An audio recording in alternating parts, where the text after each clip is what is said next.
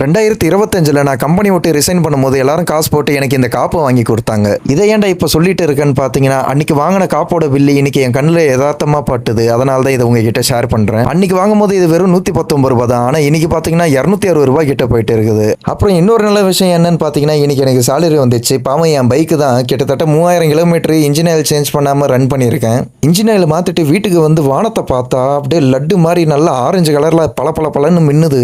நீங்களே பாருங்களேன் எப்படி இருக்குன்ட்டு. வீட்டுக்கு வந்ததும் பசி எடுத்தது. ஃப்ரிட்ஜ் திறந்து ஏதாவது சாப்பிடலான்ட்டு ஃப்ரிட்ஜ் ஓப்பன் பண்ணா gulab jam, sweet box, rose milk எல்லாம் பதப்படுத்தி வச்சிருக்காங்க.